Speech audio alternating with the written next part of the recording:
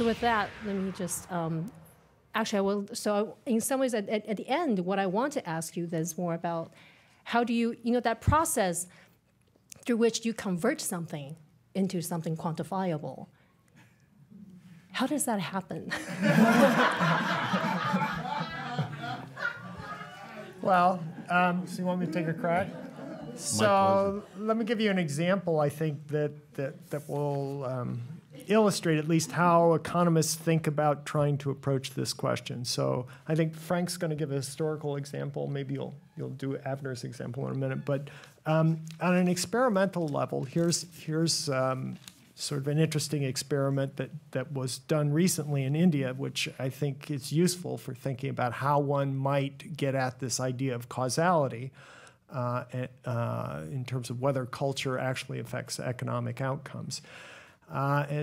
These two particular authors had an interesting idea of going into a high school and taking members from the different castes in India and asking them to complete a task. The task was actually, they were given a booklet of mazes, and they were given 15 minutes to see how fast they could solve mazes. And they counted the number of mazes that they solved.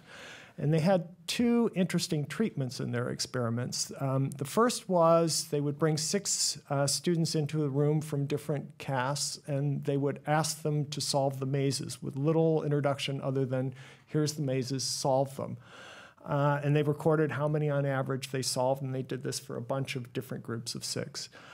And that was the control treatment. The experimental treatment was they then brought groups of 6 in, and before they asked them to solve the mazes, they asked them to answer a bunch of questions, including, what is your name and what caste are you a member of?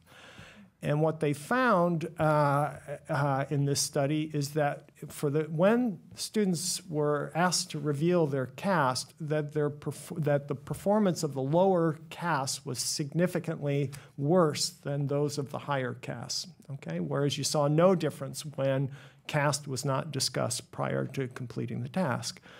So there are a bunch of things about the study I'm not going to go into where you may want to question the internal validity of the experiment and things like that. But I think the overall message is this is pretty interesting evidence that at least caste as a cultural thing can actually affect the ability of people to perform tasks that ultimately might have some sort of economic implication. The problem is for economists in sort of thinking about these types of experiments, field or lab experiments, is external validity, which is generalizability.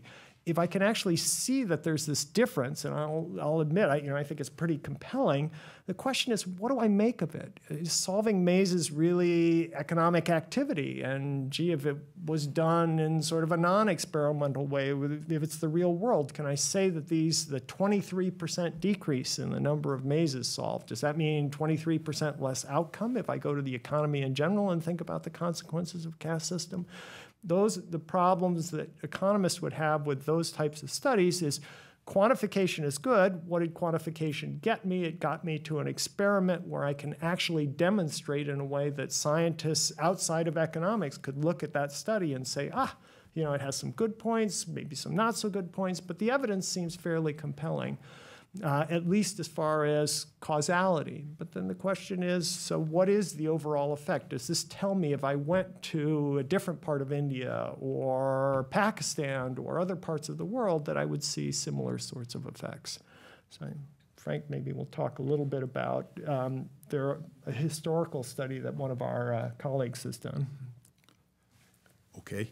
The historical study is by Avner Greif, who's a professor in the economics department here at Stanford. And what he was looking at was the challenge of how trade takes place over long distances.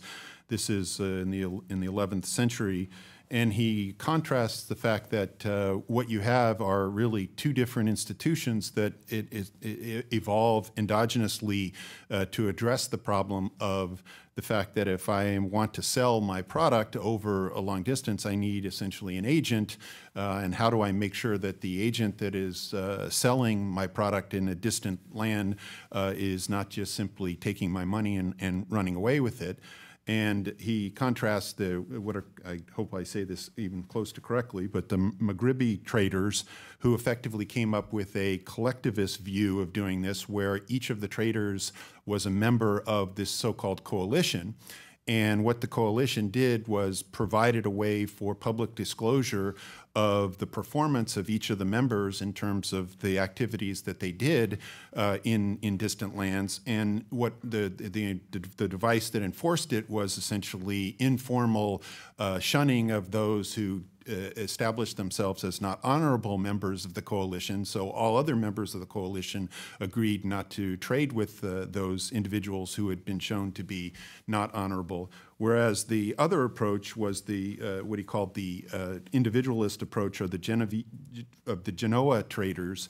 And what they relied on was essentially agents for the merchants. It wasn't that there was this coalition, and relied on contracts, the standard sort of modern approach to contracts, where you as my agent would undergo activity under contract, and if you did not satisfy, there would be essentially a legal proceeding for me against you. And the interest of his paper is really to try to understand how is it that these two essentially entities arrived at very roughly trading in the same geographic area, the Mediterranean area, resulted in different kinds of organizational structures to solve essentially the same economic challenge. So I guess what I'd like to do is turn the question back on Jing in terms of thinking about her work on China. And you mentioned that actually with language, it's possible to identify something that you know, in some sense can be maybe not quantified, but can be isolated as an object of study and something about which I could do comparative work in terms of I can identify different dialects. I can then think about looking not just in a given period, but maybe across time and try to compare the influence of those dialects on the development of culture. I'm wondering if you could just tell us more about what is the sort of method or comparative framework that you use that you could then think about generalizing to perhaps contexts that might happen in the future in China or in other societies. Essentially, it's a question about external validity in my field. Yeah. That's actually very interesting because I can tell you how it has been done. I mean, for us, I think for humanists in general, literary criticism is very easy. If you want to see whether something that happened in Chinese literature or culture might also be true elsewhere, we would just look at a different national context, right? Again, it would be something like maybe compared to French or German or Japanese or Korean. And that has been traditionally how comparative literature has been done. That is why they were asked to know 2 or 3 different languages, you know, different national languages, to be well-versed in their literary traditions and thereby compare them. What I try to do in my own work is actually a little different because I think there's something within the national unit that gives reason for comparison. So it's precisely as you said, it will be a way of combining both a kind of more traditional comparative approach, but also with an internal comparison between languages, between dialects, between different literary traditions or literary writings that are not national, that are subnational, intra-regional, right? That are, of course, you understand this takes me immediately away from what you might normally associate with literary criticism, which is study of high literature, right? The aesthetics, the movements, the narrative, the masterworks. But actually, that has very little to do what I end up doing a lot of time in my own work, because then I look at how do we get to that point, right? How do we access the kind of language, the kind of learned, literary, metaphorical language that will allow us to become great writers? So as I look at Malaysian Chinese writers, let's say, in Malaysia, who basically had no, Chinese language instruction is not a publicly funded curriculum in Malaysia. And so these are all privately funded by Chinese communities. So you can get elementary school education in Chinese, but not much beyond that. So how these writers then come to identify themselves with Chinese literature, I mean, let alone to try to get a foothold in the modern literary tradition itself, or in an oppositional stance to it. I mean, that's incredibly interesting to me. So in many ways, I'm looking at how sort of the social production of literature and language as such that then allows us to even talk about something like what is modern, what is Chinese about the kind of literature we purport we do. Okay. I think with that, we're going to open it up to the audience to see if there are any questions or comments or reactions.